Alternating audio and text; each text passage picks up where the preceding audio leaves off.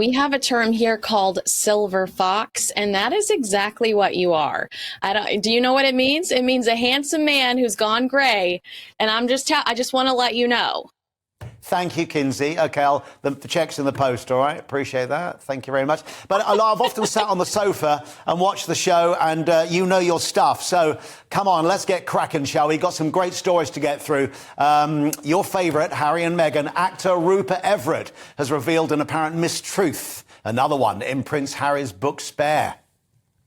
Neil, this is what I've been saying over here in the States. If you make the mistake of mentioning Harry and Meghan in an interview, all hell breaks loose. I have no idea what Rupert was promoting when he did that interview, but I can tell you in great detail that Rupert says that Harry lies about losing his virginity in his book Spare. Now, Rupert says that he knows exactly who Harry lost his virginity to. It did not happen under the circumstances Harry mentions, behind a pub in the countryside. Harry's team bit back and said, well, we're so glad Rupert thinks he knows all of the details about Harry losing his virginity. But this is why I think Meghan wasn't invited to Oprah's birthday party, why you don't see them on a lot of red carpets. They steal the limelight. You've got to be careful. If you want your interview to be about you, don't mention Harry and Meghan. Make it all about your project. Yeah, it's interesting because we were talking earlier with some of our other guests about, whether King Charles III has got a problem. As monarch, he probably shouldn't allow Harry and Meghan because there'll be too much spotlight on them. And this is actually a state occasion, the coronation. It's not a family occasion at all. But as a dad, you'd probably want your son there, despite what he's been saying.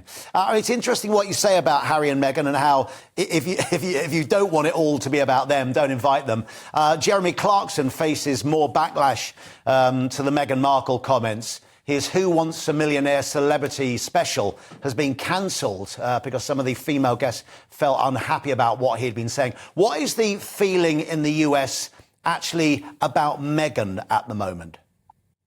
That's right. It seems like these three women kind of piled on and are the reason why Jeremy Clarkson's celebrity special, they say it's pushed back, but, it looks like it's been canceled over these three women that are kind of uniting with each other and pushing back against Jeremy Clarkson over his comments against Meghan Markle. I think that people are tired of the Sussexes. I think that they are oversaturated here in the States. And I don't necessarily think she's got a huge fan club out here. We did see her this week at Ellen DeGeneres and Portia de Rossi's renewed vows. That was an event that we saw them at this week with Kris Jenner and Brandi Carlile. And there are actually rumors that Jennifer Aniston and Courtney Cox were there just to make them uncomfortable because Harry says in his book that he did shrooms with Courtney Cox. And apparently Courtney Cox is not happy about that.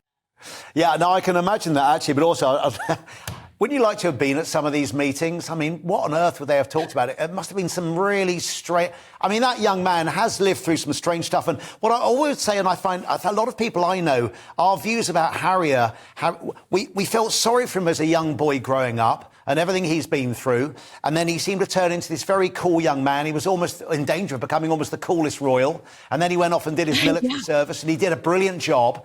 And actually everything until after the wedding was all going so well. And then it didn't, OK? And then it's now gone so the other way. And, yeah, I think we're a bit burnt out. Should we get off Harry and Meghan? They're getting too much airtime. Let's move on.